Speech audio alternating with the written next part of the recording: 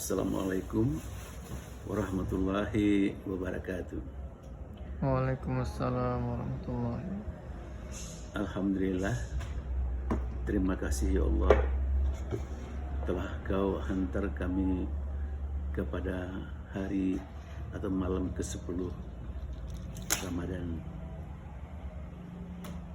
Kami setiap malam melakukan sholat tarawih 1 juz. Jadi berarti hari ini telah 10 juz selesai kami membaca Al-Quran, ayat-ayat tanda kebesaran-Mu, sehingga tersibaklah takbir, jelas kerajaan langit, jelas kerajaan bumi. Salawat dan salam pada junjungan kita Nabi besar Muhammad sallallahu alaihi wasallam. Allahumma shalli ala Muhammad wa ala ali Muhammad. Kita tahu, semua tahu bahwa puncak dari puasa itu adalah untuk mencapai takwa. Jadi takwa itu adalah puncaknya puasa. Ini merupakan tanggung jawab pribadi dan hubungan langsung kepada Tuhan, juga berkaitan dengan puasa. Puasa merupakan latihan menghayati hubungan pribadi antara manusia dan Tuhannya. Di antara semua ibadat, yang paling bersifat pribadi adalah ibadah puasa ini. Dalam arti bahwa yang tahu kita berpuasa atau tidaknya kita berpuasa hanyalah kita dan Allah. Orang lain tidak mungkin tahu. Lantas, mengapa kita dalam keadaan lapar dan dahaga, dalam keadaan sendirian, kita tetap menahan diri untuk tidak makan dan minum? Itu sebetulnya merupakan latihan kejujuran. Latihan bersikap jujur kepada Allah Subhanahu wa Ta'ala, dan juga latihan agar jujur kepada diri sendiri. Sementara itu, di dalam ibadat-ibadat selain dari puasa, kita dianjurkan untuk sepublik mungkin. Misalnya kalau salat, sebaiknya kita berjamaah, karena berjamaah mempunyai fungsi sosial, memperkuat ikatan komunitas salat. Begitupun haji juga dilaksanakan bersama banyak orang. Dan ibadah zakat itu lebih menarik lagi kita lihat, karena dalam Al-Quran ada indikasi bahwa Tuhan tidak begitu peduli apakah yang membayar zakat itu ikhlas atau tidak. Yang penting dari zakat adalah orang miskin tertolong. Karena tujuan zakat itu sebetulnya adalah menolong orang miskin.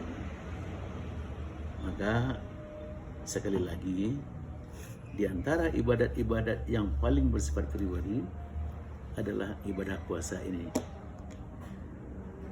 Puasa merupakan latihan menghayati kehadiran Tuhan dalam hidup kita.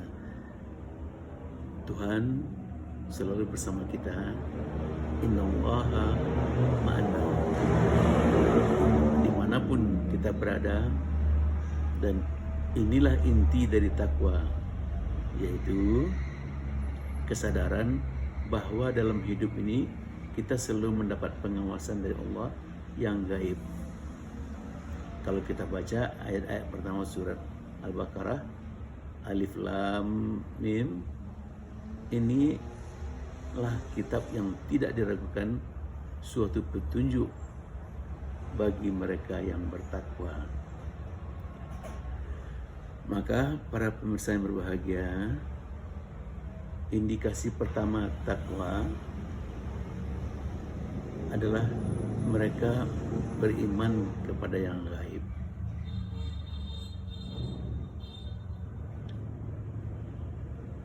dan bagaimana orang tetap berbuat baik dan menghindar dari kejahatan meskipun tidak ada yang tahu, karena Allah lah yang tahu.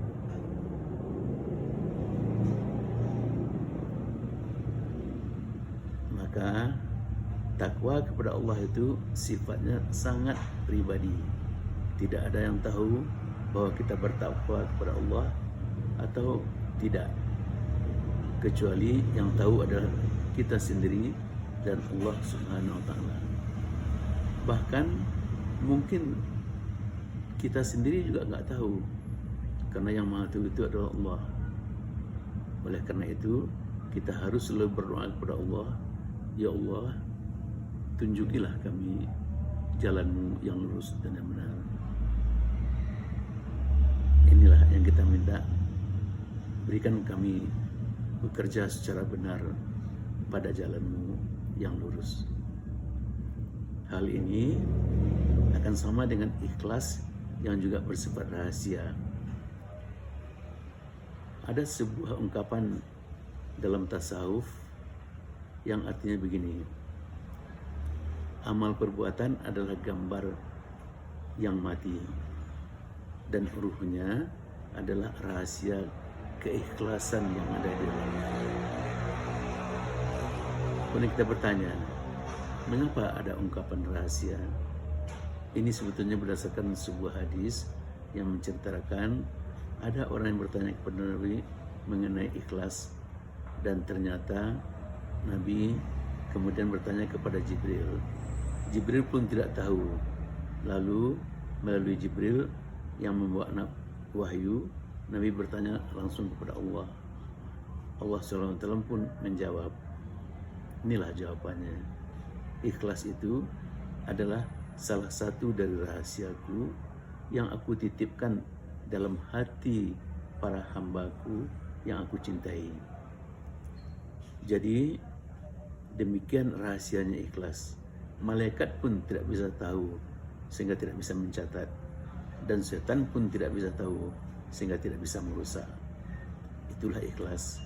Dan ikhlas adalah korelasinya dengan takwa, sehingga ada sebuah ayat yang menjelaskan bahwa manusia tidak boleh merasa sok suci. Dia lebih tahu tentang kamu ketika dia mengeluarkan kamu dari bumi, ketika kamu masih tersembunyi dalam rahim ibu. Karenanya janganlah kamu menganggap diri kamu suci. Dia lebih tahu siapa yang memelihara diri dan kejahatan. Maka sebagai kesimpulan, takwa itu ada di dalam dada, bersifat sangat pribadi, dan karena itu dimensinya pun langsung dengan Tuhan. Hablum minallah. Para pemirsa, kita akhiri ceramah ini pada malam ke-10 Ramadan. Kita berdoa, insya Allah besok kita sampai kepada hari ke-11 dan membaca juz yang ke-11. Billahi taufiq wal hidayah. Wassalamualaikum warahmatullahi wabarakatuh.